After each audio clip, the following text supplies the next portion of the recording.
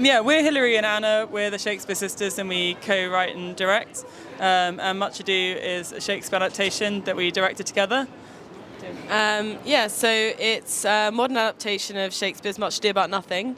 It's set in modern day in a country house with a bunch of university students who kind of get trapped there, and then many romances and plots unfold. I don't think you can ever go wrong with experimenting with Shakespeare. I mean, that's what it's here to do. I think if you keep doing it the same way, it's going to get very boring, and we're going to forget about him. I think do it as many ways, as many different ways as possible. Try out, diverse casts and everything. I want to see it all personally.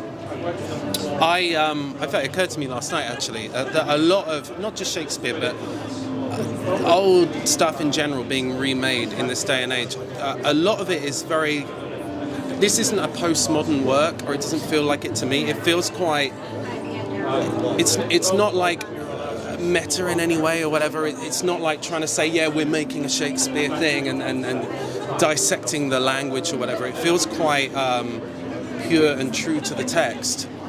It feels like it's probably a bit of a, no, I can say this. It feels most to me like the Baz Luhrmann Romeo and Juliet interpretation. Yeah. That's what it seemed like to me, where the dialogue isn't kind of messed about with too much. It feels like quite true to what it was originally, however many hundred years ago. So it's the original Shakespearean dialogue, so I think hopefully we've kind of, got that element of like people who like Shakespeare will hopefully enjoy it. But I also think, it's kind of a coming of age version of it, and I think hopefully it's more accessible. Like, I think you kind of just have to go in, with Shakespeare it's almost like speaking another language, and you kind of have to let some of it just wash over you, and then you kind of get into the rhythm of it. And there's quite a few like montages and stuff where you get like breaks from the Shakespeare, but I hope that it's kind of accessible. With the sort of modern adaptation of Shakespeare, it's there's a risk that you could lose some elements of what makes Shakespeare Shakespeare. That's certainly true, but I think for me, Shakespeare in essence is about relationships, human relationships, and if you encapsulate those relationships going back and forth, souring and sweetening and all of that sort of thing, that's really, if you capture that is what Shakespeare is. I think Shakespeare sometimes will get a bit of it's a very easy line to say that, we don't need to keep going over again, and it's just another example of how it's so easily contemporized and how it's got so much relevance. It's so relevant to how we live now, and especially to a teen audience. I think Much Ado is so much fun, and it's so easy to adjust to. I remember in high school really disliking Shakespeare. I just didn't get it. I didn't understand it. I had to read it, and I was like, I don't want to read this. I don't get it. And then as soon as I saw it live and in person and watched the play, I was like, I get this. This is awesome. And so hopefully, because we are aiming it at teen audiences, that the age group that I was so dismissive of Shakespeare, hopefully it gives them a better access and a better understanding and more relatability, and shows them that his stories are like endlessly relatable, basically. Where I grew up in Norfolk and Great Yarmouth, there wasn't a massive theatre scene. We had the Theatre Royal in Norwich, but there wasn't much Shakespeare going on around professionally. And if this film could reach areas like that, introduce it to a younger generation who don't usually get that exposure, I think that would be great. I think that would be fantastic. So hopefully, and it's a film about teenage problems in a kind of Skins or In-Betweeners kind of way. So hopefully that in itself will introduce it to that demographic as well. But also sometimes I think theatre, when you're quite young, I don't know about you, but it almost felt a little bit intimidating. Yeah, it was like a big medium to grasp, and maybe a level of academia, and I think that reaching them on a tablet when it's streaming is like, watch easy. it in the comfort of your own home. You don't feel like judged, I guess. So judged. So judged. I think that the story of Much Ado is very kind of like a teen movie rom-com kind of plot anyway, so I think it was quite fitting. I think the pivotal moment for me was when I've got the script and and I found out that most of my scenes were topless, or at least half of them. And I was quite body conscious, and so I remember doing the pool scene, thinking, and then came the hot tub scene, and I felt quite brave, quite proud of myself. So that kind of sticks out for me as the kind of acting side of it. On the kind of on-set thing, we had a really good time. It was great. A bunch of 20-somethings in the countryside in a big house, and I met my best friend making it.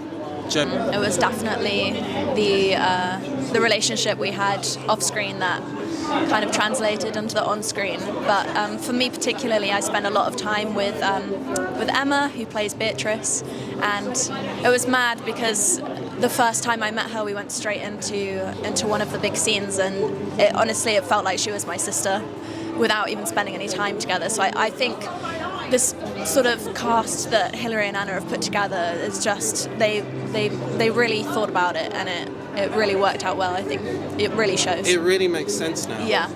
At first meeting everyone, we were in a pub down the road meeting everyone, and you're kind of trying to piece together, because obviously just meeting people as people rather than the character they're playing. And I didn't know how it was going to play out. I was kind of like, hang on, is this going to? And it was really great in the end. Like, I think they cast it. The chemistry is really well. Yeah, it's probably why they hired us. Yeah, probably. Well, our favourite scene, we were both in it, I think, weren't we? Oh, yeah. Yeah. We've got a really nice scene together. Is that the one you mean? Yeah, I think so.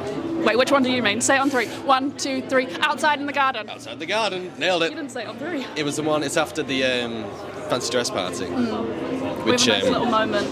yeah, and I think cute. we were just saying actually that for me some of the best memories on set were the night shoots, and it was just a great mentality. Everyone was having fun, Yeah. and that was one of those. Yeah, it was really nice. I particularly loved working with Harris, who played the pastor. We developed a good friendship, a good bromance, you could say. He's a fantastic talent. He's wonderful, and we got to perform and sing and play music together in the film, which should it shouldn't burst too many eardrums. But there's a few musical numbers, and they are really good fun to perform, and I hope an audience do enjoy them.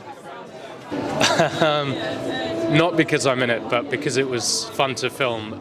There is a point where, well, I'll just say that there's a bit of a sing-song that I'm involved in, so you might find that interesting. What are the words? Say no more, ladies, say no more. Men were deceivers ever.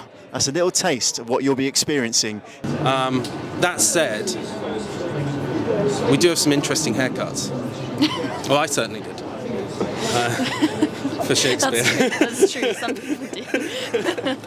So our surname's Shakespeare, so I think we've always been very into Shakespeare, but we were always especially into Much Ado. Like, we saw it in the theatre when we were little, and then we wanted to go back again and again, and then we got the Kenneth Branagh version on videotape and watched it constantly. So by the time it came to making this, we really knew it inside out and really wanted, we always had an idea of how we wanted to do it ourselves, so that's why we were like, one day we'll definitely make Much Ado.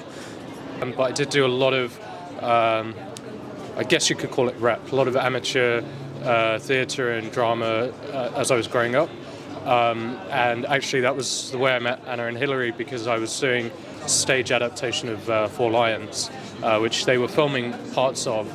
So from there we sort of became friends, and they told me that they were planning a feature adaptation of Shakespeare, and would I like to audition? It just sort of... So neither of us ever studied film, so our first feature was Soundtrack to 16 that we did before this, and that was our first film experience. So I actually studied physics and then robotics, and Anna did German literature. So we didn't really come from a film background at all, but then we were I don't know, we just wanted to do it. Yeah, I mean, I guess everything we kind of learnt on our first film, Soundtrack to 16, and that was, a big learning process for us. And then this one was the first one we'd produced on our own, so that was kind of the first time we were like, oh wow, this is what it's like to have it kind of all on your shoulders. But yeah, I guess we kind of learnt through doing, because neither of us went to film school. Well, I come from a musical background. I dabble in acting here and there. My life's kind of my band. Sometimes I get to do these things. Very exciting. It's very exciting to be here. And so I got this relatively small role of Conrad in this, and just went and had a great time in the countryside for a month or so, and then went back to do music. And now I'm doing it again in the Shakespeare Sisters' next film, The Unreason. I mean, we're available. Thank you If- for asking, if- and yes. Oh, we'd love to audition. Thank We'd you. love to read. I don't know. I've not heard. I mean, I know the Shakespeare Sisters are already always cracking working, on. They're yeah. always working. They've always got something in the pipeline. So, I'd love to say yes. Yeah. I'd love so to say let's yes. say it. Yes. Me and Emma Beth Jones both went to Royal Scots together, so we've known each other for the best part of 7 years, and secretly she got me on the film. But don't tell anyone that. She was cast first, and then I went, hey, if there's any parts, go and get me involved, and she did. So I have to thank her. That's why I'm here in this £10 suit from Primark. I do have, how can I put it? I tried to get into drama school, but I didn't know what I was doing. I ended up doing a drama degree where I did learn to act. There's a lot of practical stuff going on, so I was lucky there. And I thought I'd give it a go when I came out, but of course I came out quite late at the age of 36 without a final show. And I didn't get my first agent until about 3 years later. So I lost a lot of time. But I've learned by doing, you know.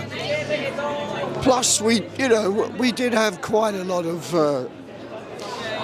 training of sorts, practical training at the college as well. Luckily for me, it wasn't just an academic course, you know. I'm an actor and an academic, so I've been doing my politics sort of focused alongside this, but personally I've adopted the American style of training, in which I do a lot of workshops, a lot of acting courses, but and then also I went to dance school, so there's a little bit of a mix there. But yeah, I auditioned for this and took it on, and I think I really brought my academic brain to it to tackle this Shakespeare. So yeah. Jodie's a real actor as well, which helps. It really helps with this kind of thing. Well, thank with you, this thank you. acting thing. It's an interesting one because the friar, as portrayed, especially in the Kenneth Branagh version, he's quite sort of straight-laced. There's not really. Don't want to say there's not much about him, but there's not much that contentious about him, I guess you could say. But Anna and Hilary said, look, we really want him to be quite a character, quite an eccentric person. So that's the way I approached this character, was that he's always got some kind of harebrained scheme going on.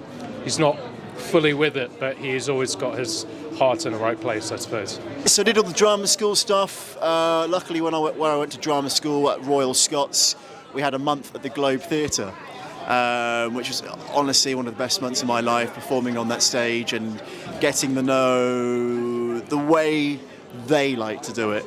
And I think the main difference I've noticed is that the RSC or the Globe have different ways of doing Shakespeare, as does film, as does Mark Rylance. So there's always going to be someone with an opinion of how to do Shakespeare, and they will tell you after the film whether they like you or hate you. So there we are. That's what I learned from formal education of Shakespeare. People who will either love you or hate you, which is lovely. Okay. Go for it. Fantastic. Great film, Hannah. Loved it. What do you think? No, I'm really proud of our friend Ed. He was fantastic in this movie. Yeah. I think it makes Shakespeare a bit more accessible. It's nice to see a modern twist. Obviously, Hilary and Anna, great directors, great, what's the word? Creative minds. The way they've portrayed the whole thing. Very impressed. We loved it. Yeah.